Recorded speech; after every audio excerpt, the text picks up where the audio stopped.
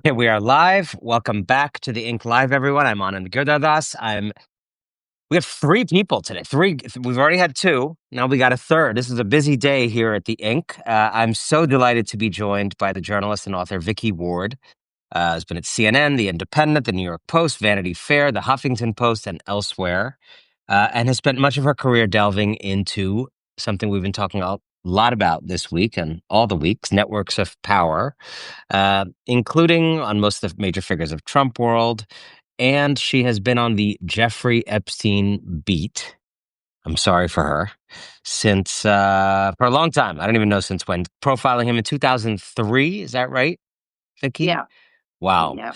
2003, 22 years ago, covering the earliest criminal complaints against him and being threatened by him for her reporting. You're one of the only people whose name turns up in the Epstein emails in a way that makes you look better rather than worse, because they're I'll take that. they're I'll worried take about it. you. They're worried about you. I'm so glad to talk with you. You reached out in the last couple of days after many years after your initial digging into Epstein. I wrote a piece about the kind of social network, and I wanted to start there with how you, as you covered him, understood him both as a monstrous and awful individual and eventually convicted sex criminal, but also someone who could only be understood in the context of a constellation of powerful people around him. Yeah. Well, thank you so much for having me. I thought your piece was absolutely brilliant, talking about the Epstein class, because I think it is really the the only way to really understand actually how he did get away with the sex crimes for so many years. And it was because the people around him um, had willful blindness. I mean, they were more interested in what Jeffrey Epstein could do for them. And some of it, as I think you showed, was like smoke and mirrors, and an awful lot of it to somebody coming and landing from Mars or wherever would look like bullshit. But it is this world of transactionality that flies at 40,000 feet higher than everybody else. And they're not interested in looking down. I think you had a phrase that was better than that, but this is a level of behavior that goes on a level, and they're not interested in what happens beneath. And obviously, so what I got to see when I first reported and met Jeffrey Epstein in 2002 were those two different facets. I got to see, and heard firsthand the stories of his sexual abuse of the two farmer sisters. I wish I had known about the scale of the operation with Ghislaine Maxwell. I didn't know, but I did have the farmer sisters, and Annie Farmer was underage when she went for a miserable weekend to Epstein's ranch in New Mexico. Maria Farmer was in her 20s, but she was still a very young woman and went through a nightmare no one should have to go through. And I knew, because he threatened me, that even that of all the allegations I wound up putting to him after a couple of months of research, including stuff that I knew he wouldn't like about how he made his money, because, I was able to sort of punch holes in the mythology he'd created about having been this wunderkind. In fact, I had legal papers that showed he'd left Bear Stearns in really murky circumstances amid an SEC investigation into insider trading. I was able to show that far from being, a financial advisor to billionaires only, in fact, one of his mentors was a guy called Stephen Hoffenberg, who'd committed the biggest Ponzi scheme in American history prior to Bernie Madoff and was sitting in jail for 20 years. I was able to show a lot of stuff that Epstein didn't want out there, but the thing that really drove him apoplectic were the pharmacists.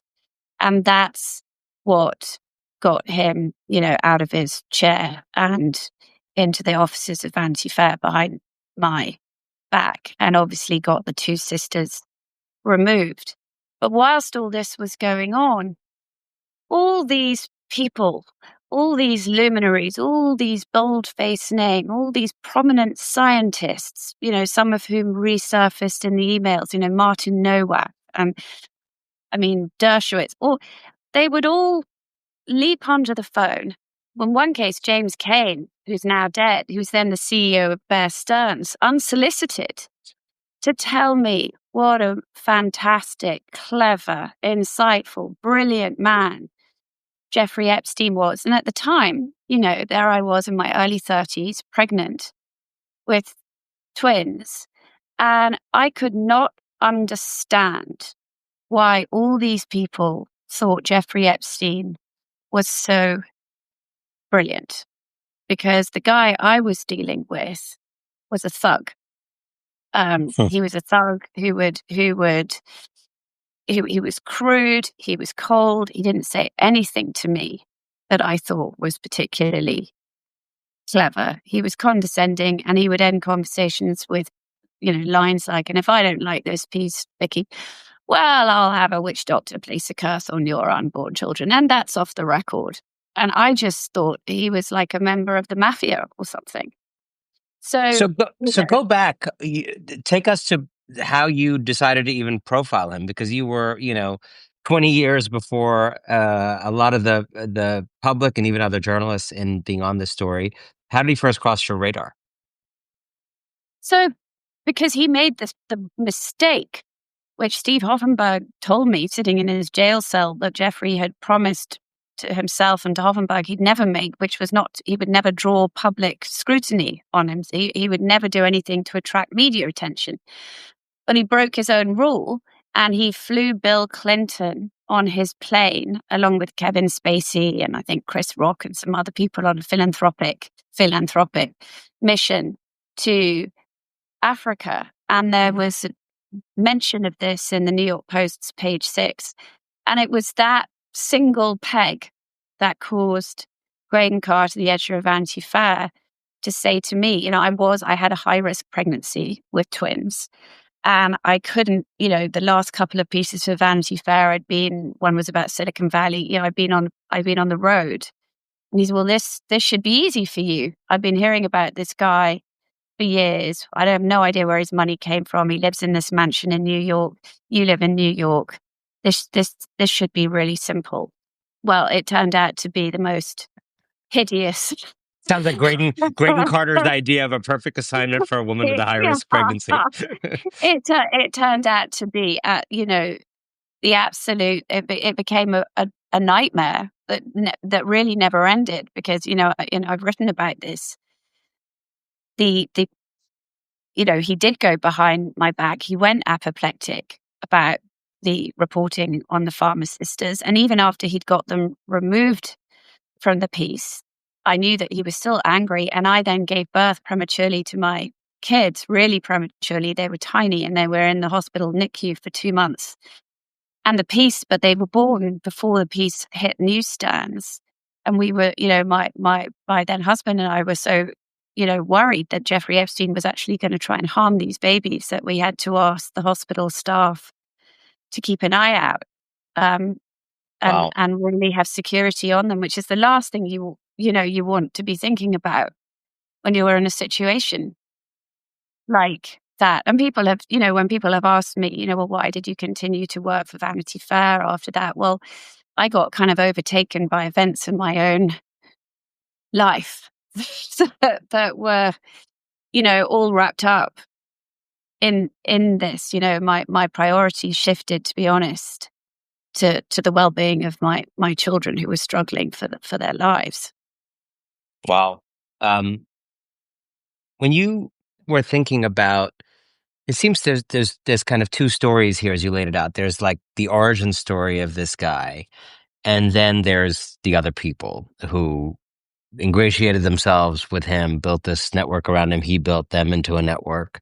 Um, but that question you mentioned about how he made his money, I continue to get comments from people where there's just this confusion. He was a math teacher at some point. He did some financial jobs, Bear Stearns, places like that. Um, but then he ended up with a level of finances, seemingly that is not necessarily common for people with that, LinkedIn page. What is your best understanding of? There's a lot of finance bros in New York who are a little crude. Like, what is your understanding of how he went to becoming Jeffrey Epstein? Well, I think um, there was a period in the 1980s, so after he left Bear Stearns and before Leslie Wexner took him under his patronage, where he did go to Europe, and he discovered that there were a lot of wealthy people, Europeans, who he was introduced to. And he discovered that when wealthy people lose their money for whatever reason, they don't like to go to law enforcement to get it back. And he was involved, there were some schemes where he was involved in helping wealthy families who'd been swindled recoup their money. But what he then did was, in one instance, he put these bearer bonds back. He flew them to a bank in Switzerland, and then he gave himself control of the bank account in Switzerland. So years later, a Spanish family actually didn't have access to the money. Jeffrey Epstein did. And I think what's interesting about that is, he managed to persuade Leslie Wexner to give him power of attorney, which is an extraordinary thing for one of the wealthiest men in this country to do. And I think that, again, it begs the question, what was Jeffrey Epstein doing with that money? What we don't know still to this day what Wexner's motivation was, but we do know that Epstein ended up stealing from Leslie Wexner, something that Leslie Wexner finally went public with, but only when Jeffrey Epstein was dead. And, there are other stories I did come across in my reporting of wealthy people whose, in one case, somebody died and their children told me again on background, because it's embarrassing for them that their parent had gone to Jeffrey Epstein, who'd taken over the family, the financials. And when their parent died, they discovered, lo and behold, all sorts of money was missing. One of the things he did, he was big on giving advice, offshore advice. And what Steve Hoffenberg, his mentor, told me in jail is that, once Jeffrey Epstein was in control of money that he'd put offshore, only Jeffrey Epstein had the control to bring it back. So, it's one of the great frustrations to me that all these years later, we still don't have a clearer understanding of how he was scamming people, but he was scamming people, including wealthy people. And I And one think of the that, actually, I don't know if it's probably a different family, but actually one of the things that occupied quite a number of emails in the email dump that I read through for that piece was with, I think the family is the Spinellas.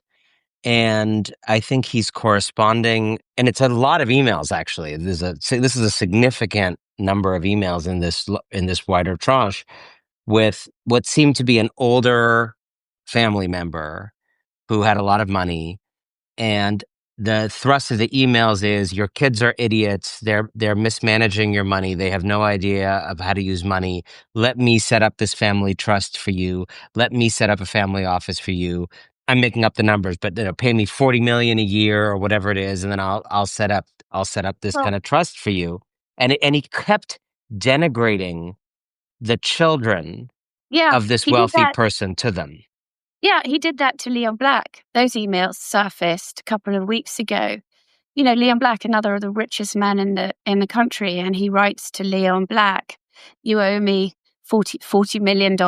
Your children," he used the word moral, no, retarded. He called his children retarded. And the punchline of all this, I haven't yet seen any emails from Leon Black back to Jeffrey Epstein. I would very much like to read those. But the punchline is that Leon Black played in the money. We know that he did because he ended up paying Jeffrey Epstein $170 million. And so the question is why? What your point? What is Jeffrey Epstein? What are the services he's offering that are so much better than Leon Black could get at JP Morgan?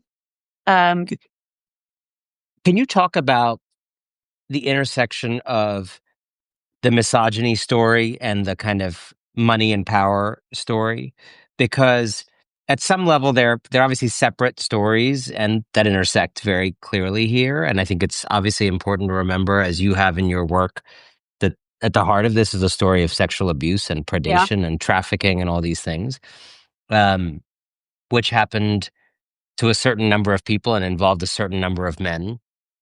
And then there's this other thing going on, which is about how class functions and how power functions. And they are separate. They can be separated. Larry Summers and him transacting, information about business and the Saudis is obviously different from the sexual abuse of children. Um, but I wonder if you could just talk about how the sexual abuse and misogyny story intersects in your mind with the kind of more diffuse but widespread predation of this kind of elite class. Well, I think on one level, it's really simple. Whether these guys were involved in the sexual abuse themselves or not, at the very least, I mean, we know from the birthday book and those lewd messages, and we've seen in the jokes in the email, and even the jokes saying, "Oh, Jeffrey, you're deferential about, his knowledge of women." I mean, come on, that there is a collective looking of the other way. There's a collective forgiveness, which, to my mind, is misogynistic.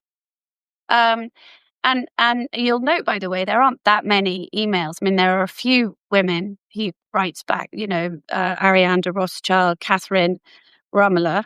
But by and large, these are correspondences with men. I mean, it was a man's club for the most part.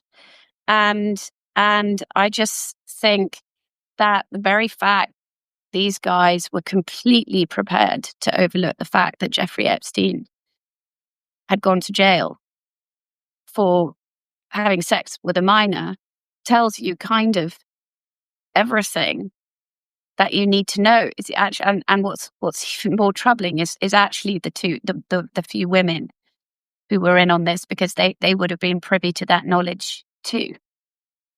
Yeah. I think those sometimes you get those medical tests where they put a dye in your blood so they can photograph where things go and where things end up. And this story feels like putting a dye in the blood of the American body politic and testing all these powerful people who say they want to get rid of diseases, who say they want to help, steward the economy, who say they want to lead universities and have more women in science and technology, and engineering. This story put a dye in the blood, and let's see them. Let's see how these people actually operate. Let's see what they actually think.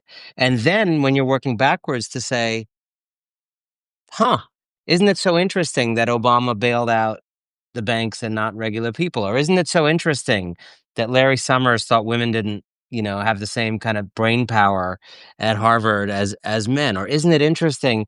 Well, you're actually seeing in these emails the kind of raw mentalities that explain what until now we had only experienced through the kind of downstream effects. I think that is 100%. And right. And I think the other thing that your piece really reminded me of is that on one level, to all these people who are in positions of power and influence, it's all a game. And, I mean, you mentioned in your piece how there was that exchange where he wrote to Steve Bannon, who do you want to have come for dinner, Catherine Rumler? Because to them, it's a game, it's not serious. And I think, I mean, and I think that that's what's so upsetting when you see these emails that are not intended for public consumption, because you see how kind of power really does operate in the shadows, and how kind of prime and basic and not, it's the opposite of high-minded any of this is from people we want to, I mean, I think with Steve Bannon, you at least want him to be ideologically, and he's not even that, I mean, it's just a room. I mean, it's a very big global Rolodex, all full of transactional chances, and Jeffrey Epstein directing the traffic. I mean, literally directing the traffic, as you pointed out so well. I mean, it's like, where are you in the world today? And I think the other thing you got so brilliantly, which I think a lot of people don't get, because a lot of people have said to me, oh my God, it just shows what an idiot Jeffrey Epstein was, the fact that he used poor grammar and he couldn't spell. And I'm like, no. Again, it goes back to the game. It's a psychological game. And, very powerful, wealthy people are used to emails that are very deferential, and therefore that have been spell checked and have perfect sentences. And so Epstein, I am sure, was playing a game of sort of psychological one-upmanship. He made it look quite deliberately as if he was so busy he could barely be bothered to send the email that he was sending. I mean, at one point, it's actually fairly hilarious, where the email correspondence when Steve Bannon is stuck at Heathrow, and say he's going to miss his plane, and Epstein, sends a typically badly spelt, but not, email back, and yet has somehow looked up the next flight that Bannon can get out of. I mean, on the double standards here are, almost comic. Actually, I mean, they would be comic if it wasn't such there wasn't such a horrific underbelly to all of this. Well, it's so interesting. It's funny you say that, because it was a thing that struck me reading the emails, and I didn't get even so deep into this particular theme that you just said, but looking up the airplane thing, there's something in Epstein that was, and I think about this as like my family's Indian, like there's a kind of old worldness in him that actually doesn't feel very American, that feel in both ways that are actually positive and ways that are obviously like the darkest things ever. And what I mean by that is there's a kind of like attentiveness to, have you had anything to eat? Come by my house. I can feed you. And I don't think all of that stuff is like a sex ring. Like I actually think people would land and they'd email him, and he's the kind of person who's like a wealthy, powerful person who's like, have you had something to eat? Like, I can order something. Like, what's your food situation? And then that mingles with, as we now all know, this like gruesome predation. And there's something old world in that kind of, it's not I don't know how to explain it. Like, he's not like a clinical figure. It's not like a typical market economy figure. It's almost like like a big man, like a kind of like like a kind of mafioso or something like that, where that care and that abuse are so tightly mingled. Let me look up your flight, right? But but I'm abusing women in the back room. Like, have you had something to eat, but I'm trafficking? I wonder if when you were saying, like, how do you explain that kind of mingling of care and attentiveness to people, and then like the worst barbarism? Yeah. Well, no, I think it's all part of the same. I think he was an extraordinarily brilliant manipulator of of all sorts of people. And, Virginia um, Roberts Giuffre, in her memoir, Nobody's Girl, writes really movingly and honestly, actually, of, what drew her, what kept her as Jeffrey Epstein and Ghislaine Maxwell's sex slave. And the answer was because if you could disassociate, as she tried to do, compartmentalize the abuse, they provided her with the nurturing, caring family that she had never had. And so I think you see, this is what I mean. I do remember when when I was dealing with Epstein back in the 2002. He was trying. I mean, I found it to just be creepy, but he was looking for ways in. He wondered, at one time, my doorbell went and it was, somebody was delivering this textbook, Math for Dummies. And, he would have his assistant, Leslie Groffering, say, Jeffries wanted you to know, you look so pretty.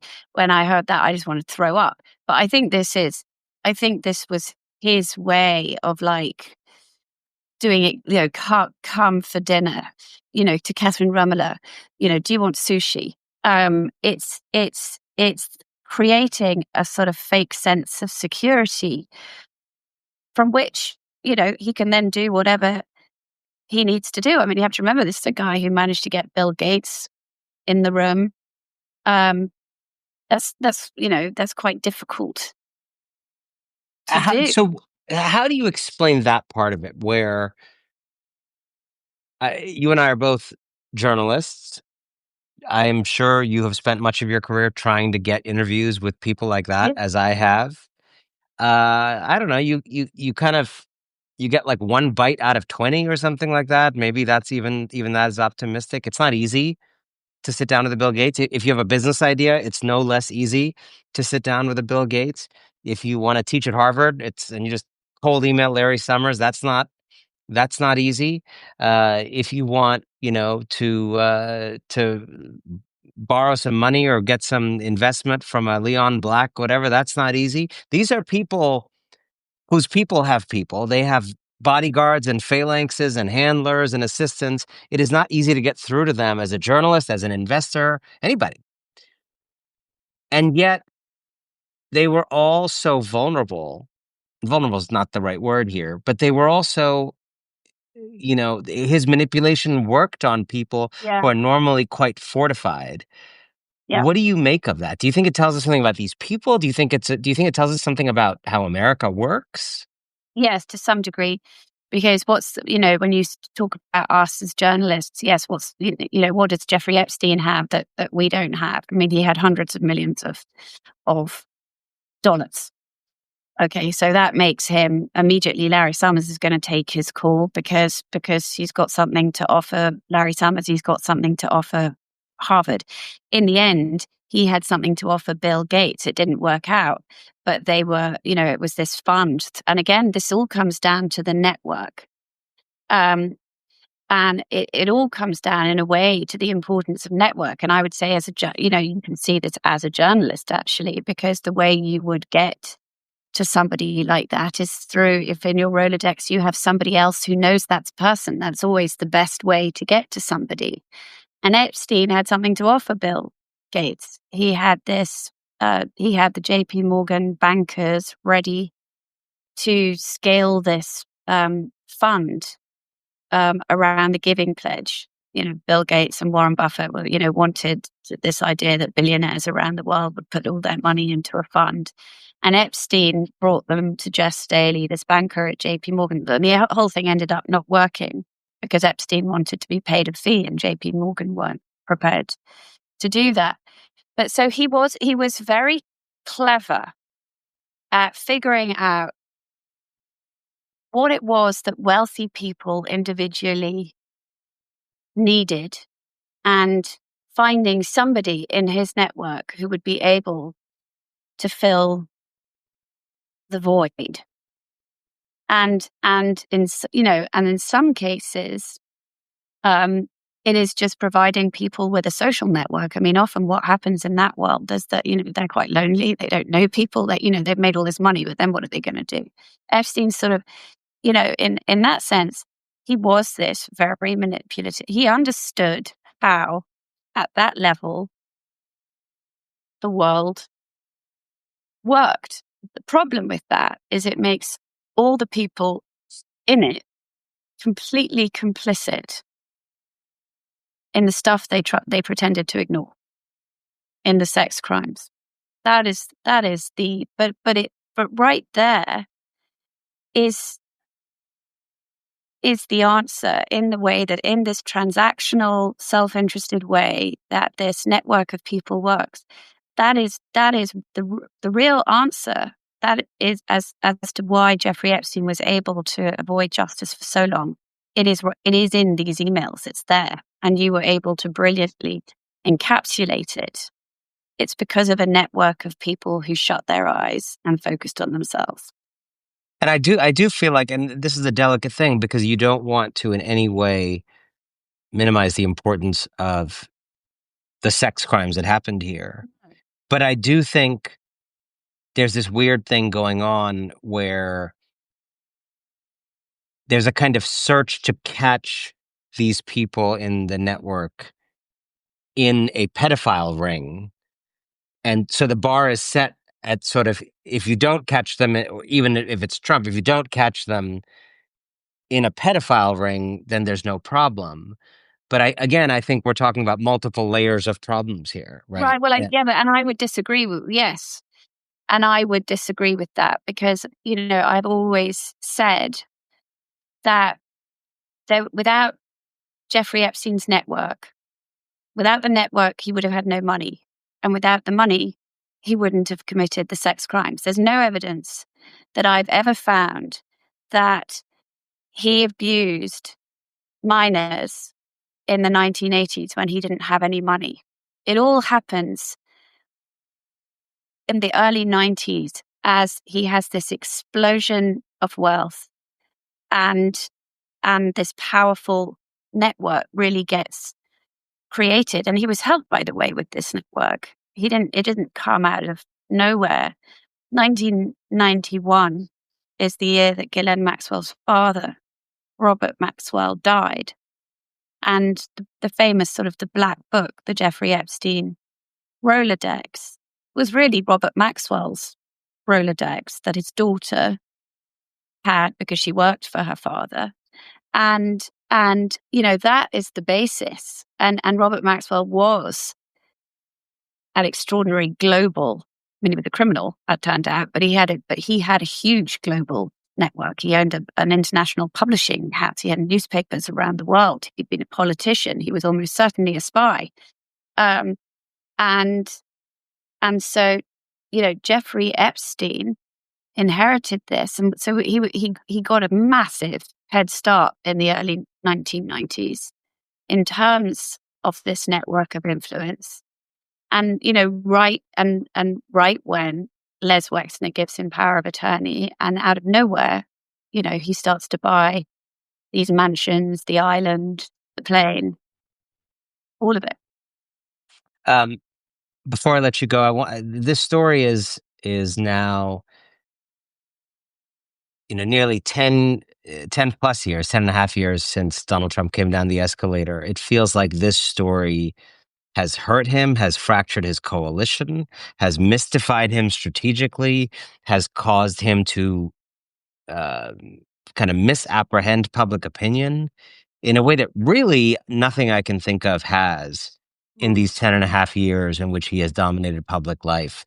You and I might like to live in a world in which the January 6th insurrection would have caused him more damage Right. than the Right. Epstein scandal, but that's not the case. It did not Right. somehow, or pardoning everybody who did it. That also did not. This is really hurting him, and he is really going to the mat to, until his recent turnabout, to protect himself from any revelations. Why do you think he is doing that?